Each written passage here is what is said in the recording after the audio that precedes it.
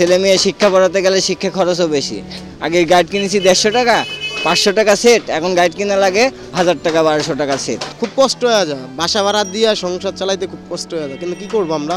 বর্তমান যে হিসাবে মানে মিস্ত্রির সংখ্যাটা খুব কমে যাচ্ছে আর কি বর্তমানে। এটা পরিশ্রমই বেশি হয় কিন্তু টাকা ইনকামটা কম হয়।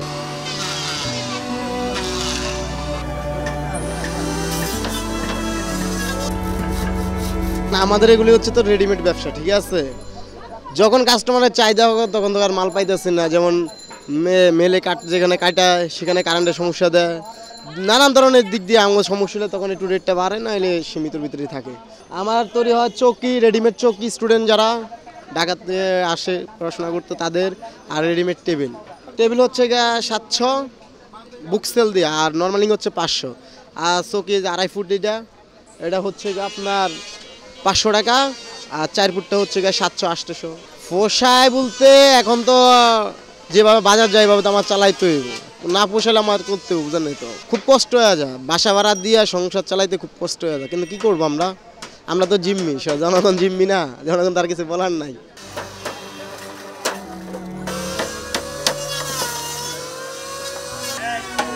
এই কাজ আমার ধরেন তাও তো আপনার 20 বছর।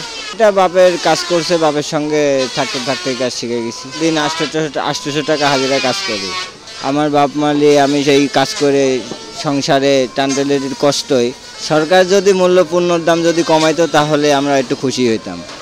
এই যে ধরেন আমি এখন 800 টাকা বেতনে কাজ করি, এখন ধরেন বর্তমান পাঙাশ মাছ কিনতে গেলে 300 টাকা 250 টাকা কেজি। তাহলে আমি এখন চাউল কিনতে গেলে 80 টাকা 70 টাকা কেজি। এখন আমি কেমনে চাউল কিনবো, কেমনে মাছ কিনবো, কেমনে বউ চোলাপন পড়ামো। ছেলে মেয়ে শিক্ষা পড়াতে গেলে শিক্ষা খরচও বেশি। আগে গাইড কিনেছি 150 টাকা, 500 টাকা সেট, এখন গাইড কিনা লাগে 1000 টাকা 1200 টাকা সেট। বাচ্চাদের পড়াশোনা করাতেও হিমশিম খাইতে হয়। এখন সব দিকেই আর কি আমাদের আর কি সমস্যায় পড়ে আছে।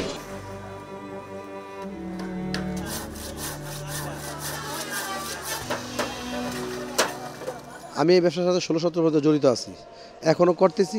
বাকিটা আল্লাহ জানে থাকতে পারবো কি পারবো না। এখন আসলে হিমশিম খাইতেছি বলতে ব্যবসা বাণিজ্যের পরিস্থিতি ভালো না। 2 নম্বর কথা হলো করোনা মহামারী গেছে, ব্যবসা বাণিজ্য বন্ধ ছিল। এখন আবার মোটামুটি মার্কেটে ব্যবসা শুরু হয়েছে। এখন বাকিটা আল্লাহ জানে সামনে কী অবস্থা হয়।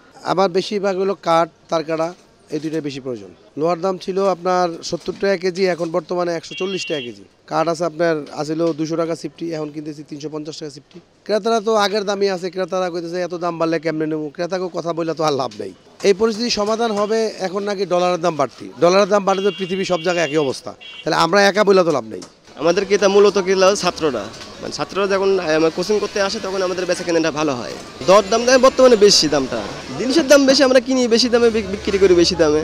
এটা খাটে আমরা সাইজ বুঝি, যেমন 2.5 ফুটি খাটে ধরেন 2.5 সেফটি কাঠ লাগে, আর যেটা 4 ফুট হয় ওটাই লাগে ধরেন আপনার 3 সেফটি।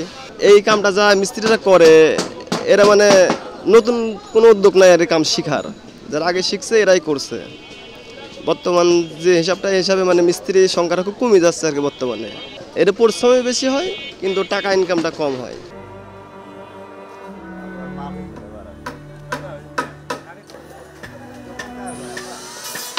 সংবাদ, ফিচার ও অনুষ্ঠানের জন্য ভিজিট করুন সংবাদ প্রকাশের ওয়েবসাইট এবং যুক্ত থাকুন ফেসবুক পেজ ও ইউটিউব চ্যানেলের সঙ্গে।